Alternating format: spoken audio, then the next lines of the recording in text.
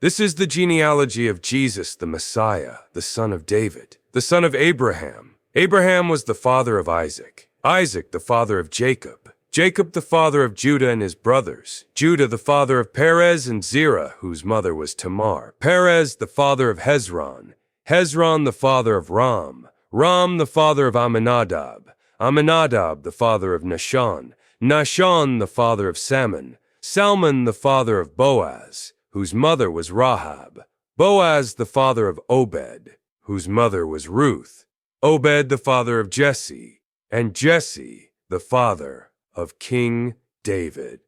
David was the father of Solomon, whose mother had been Uriah's wife, Solomon the father of Rehoboam, Rehoboam the father of Abijah, Abijah the father of Asa, Asa the father of Jehoshaphat, Jehoshaphat the father of Jehoram, Jehoram the father of Uzziah, Uzziah the father of Jotham, Jotham the father of Ahaz, Ahaz the father of Hezekiah, Hezekiah the father of Manasseh, Manasseh the father of Ammon, Amon the father of Josiah, and Josiah the father of Jeconiah and his brothers at the time of the exile to Babylon. After the exile to Babylon, Jeconiah was the father of Shealtiel, Shealtiel the father of Zerubbabel, Zerubbabel the father of Abihud, Abihud the father of Eliakim, Eliakim the father of Azor, Azor the father of Zadok, Zadok the father of Achim, Achim the father of Elihud, Elihud the father of Eleazar,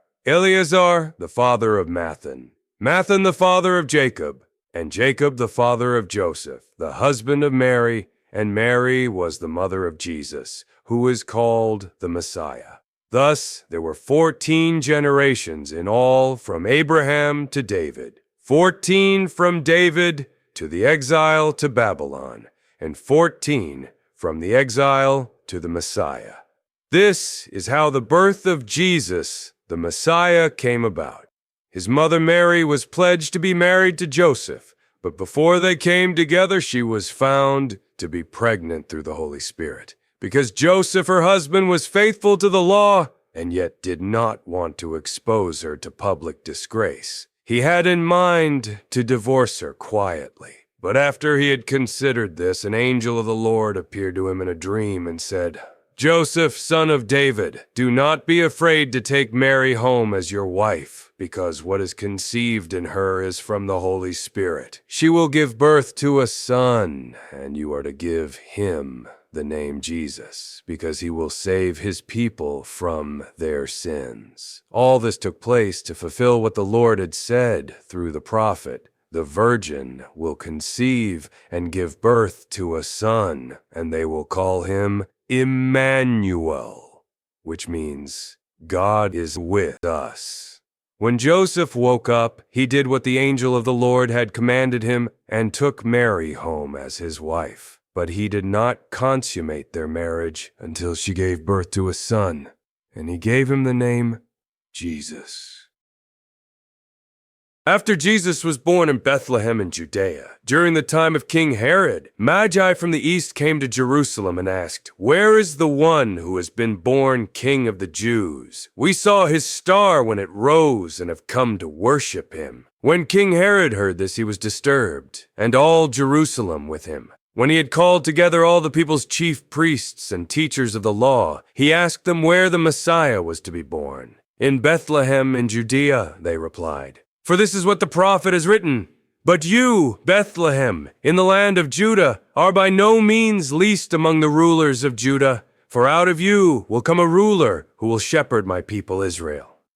Then Herod called the Magi secretly and found out from them the exact time the star had appeared. He sent them to Bethlehem and said, "Go and search carefully for the child. As soon as you find him, report to me, so that I too may go and worship him." After they had heard the king, they went on their way. And the star they had seen when it rose went ahead of them until it stopped over the place where the child was. When they saw the star, they were overjoyed. On coming to the house, they saw the child with his mother Mary, and they bowed down and worshipped him. Then they opened their treasures and presented him with gifts of gold, frankincense, and myrrh. And having been warned in a dream not to go back to Herod, they returned to their country by another route. When they had gone, an angel of the Lord appeared to Joseph in a dream. "Get up," he said, "take the child and his mother and escape to Egypt. Stay there until I tell you, for Herod is going to search for the child to kill him." So he got up, took the child and his mother during the night, and left for Egypt, where he stayed until the death of Herod. And so was fulfilled what the Lord had said through the prophet, "Out of Egypt I called my son." When Herod realized that he had been outwitted by the Magi, he was furious, and he gave orders to kill all the boys in Bethlehem and its vicinity, who were 2 years old and under, in accordance with the time he had learned from the Magi. Then what was said through the prophet Jeremiah was fulfilled. "A voice is heard in Ramah, weeping and great mourning, Rachel weeping for her children and refusing to be comforted, because they are no more." After Herod died, an angel of the Lord appeared in a dream to Joseph in Egypt and said, "Get up, take the child and his mother, and go to the land of Israel, for those who were trying to take the child's life are dead." So he got up, took the child and his mother, and went to the land of Israel. But when he heard that Archelaus was reigning in Judea in place of his father Herod, he was afraid to go there. Having been warned in a dream, he withdrew to the district of Galilee, and he went and lived in a town called Nazareth. So was fulfilled what was said through the prophets, that he would be called a Nazarene.